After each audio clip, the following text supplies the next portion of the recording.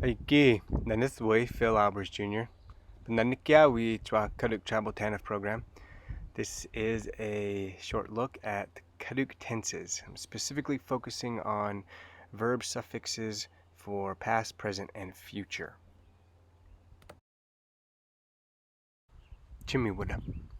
Karuk verb tenses, suffixes. Time is a critical reference to context for the Karuk language. It is imperative to understand the time frame of instances within the context of the conversation. This can completely alter the intention and understanding of the topic. Karuk has very specific ways of identifying time.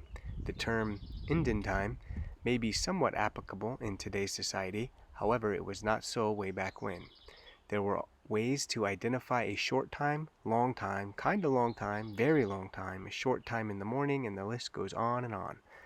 This was done through specific word usage as well as through suffixes attached to verbs. While often these time-based words were used in conjunction with verb tenses, they can be used effectively on an independent basis. Basically what I'm saying right here is that you can reference a time frame without having a suffix on the verb. But for the purposes of what we're doing now, I'm going to focus on the suffixes of the verb. That's more common, it's a little bit easier, and that's mostly what I encounter in daily conversation. Here the focus is on the three most common verb tense suffixes: past, present, and future. These are used most often that I personally have identified in my work learning and speaking Karuk. I will provide a few examples for these and then an exercise. Please remember, these are just a very small example of ways to identify tense or time frame within the Karuk language. If you recall the earlier sections of Karuk language instruction through the YouTube and Instagram videos, we've discussed pronouns and prefixes. Possessive pronouns do not apply to verbs. There is a different set of prefixes that are specifically used with verbs. The prefixes for verbs are slightly more complicated in a general sense, which takes a little more time to explain, teach, and learn. We will address this at a separate session. But for now, we're just going to focus on the suffixes, the endings that help you get a reference for time within a conversation. Chimmy. Here are some basic examples of verb tenses used to clarify the time frame in reference. Please keep in mind it is okay and even necessary to have some incomprehensible input when learning to speak Karuk. Try not to get hung up on the other parts of speech, focus on the verb tense suffixes. However, to simplify the examples, I've used only the first person prefix ni, which means I. Number 1, taniyiki hitti. Taniyiki hitti. Now, as you can see, I've written this a little bit differently. So it's broken down, ta, ni, yikiha, hitti. So I have a perfective, then I have that prefix for I, then the root word of the verb, to be sick, and then the tense suffix added on. Present tense, kind of like ing. Tani yikki hitti. Number 2. Pe krivkirkan krishesh. Pe krivkirkan krishesh. So the nominalizer, which is the, ikrivkircher kan there, ni I ikrish, sit, hesh, future tense. So I'm gonna sit right there in that chair. Pe krivkirkan krishesh.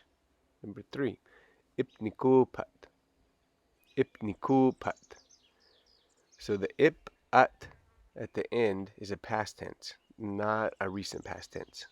I, kupa, to do, and then the past tense. So that's a fairly easy one. Ipnikupat.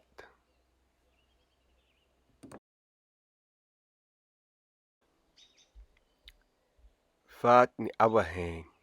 Fatni abahang. What I eat, past tense. Now this is a recent past tense. Fatni abahang. Number 5. Gefatni pipshin wari weshwa. Gefatni pipshin wari weshwa. Gefat is do not. I, that's a repetitive, to forget, and then future tense, that. So it's basically saying, I will not be forgetting that. Kaifatni Pipshin Variweshwa. Here is a simple worksheet that may help to understand using the verb tense suffixes. Keep in mind, unaccented vowels can be dropped during conjugation or morphed with other unaccented vowels. So remember that making effort, whether speaking right or wrong, is the only way to learn to become a speaker, and do your best. Number 1, chupa, chupa. Number 2, equip, equip. Number 3, ashish, ashish. Number 4, ishkak, ishkak.